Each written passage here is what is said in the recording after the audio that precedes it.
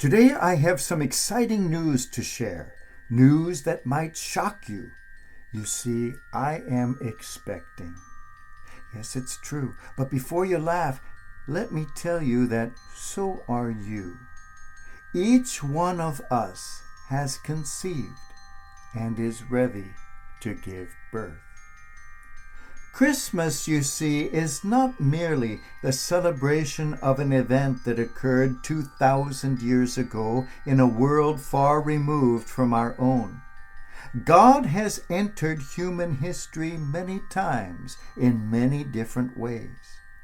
Certainly becoming one of us was one of the most special of these moments. But Christmas is something we make present here and now. The divine seed is in each one of us, and God is waiting to be born in our lives. Each time we love, we give birth to God. Each time we see God in another human being and treat that person accordingly, we give birth to God. Each time we assist those in need, the sick, the lonely, the sorrowing, the dying, we give birth to God. Each time we stand up for the rights of the oppressed, each time we demand justice for our downtrodden sisters and brothers, we give birth to God. Each time we dry another's tears, each time we reflect their smile, each time we give of ourselves, we give birth to God. And this too is Christmas. Our own days have not been marked by an abundance of love, understanding, tolerance. The 20th century has been described as the bloodiest in human history. And indeed, our much-lauded technological progress has given us the means more efficiently to destroy one another. Nor has our own century gotten off to a better start, as the specter of even more terrible war threatens to destroy us all. The diabolical quest to obliterate whole groups of people has enjoyed frightening success. Hatred, selfishness, intolerance have reigned. And all too often, these evils have been perpetrated in the name of God. Lord, deliver us from your followers. Walls were erected in the 20th century to divide brother from brother, sister from sister. My own experience allowed me to feel firsthand the terrible reality of what we called the Iron Curtain, and some of you knew all too well its inhuman horrors. Then there was the Berlin Wall, perhaps the most concrete example of the cruel division of people.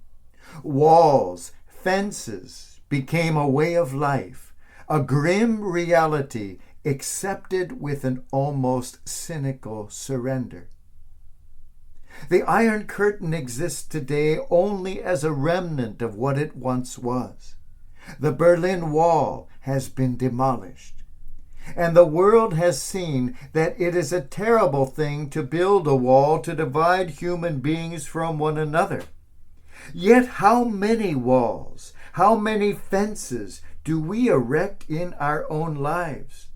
Smaller perhaps than the one which once stood in Berlin, but thick walls that separate us from one another.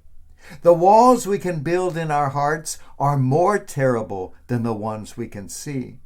They are not of stone or brick, but are built of hatred, prejudice, intolerance, and pride.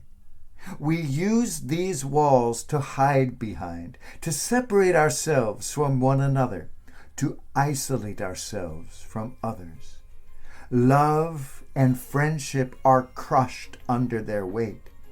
Sometimes it can go so far that a father no longer speaks to his son, that old dear friends can no longer look at each other, that entire peoples are hated and murdered by other peoples.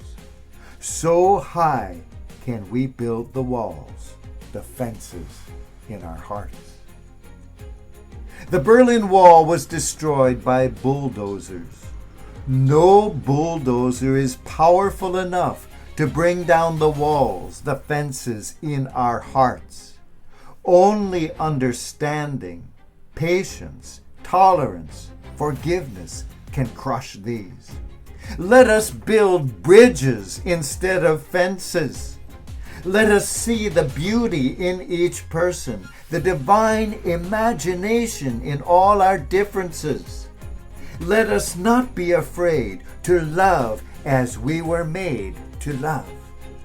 Let us allow the Christmas message of peace and love to become through us a reality here and now in a world so threatened by violence and war. God is waiting to be born in our lives. Let us smash the walls, pull down the fences, and allow God to be born.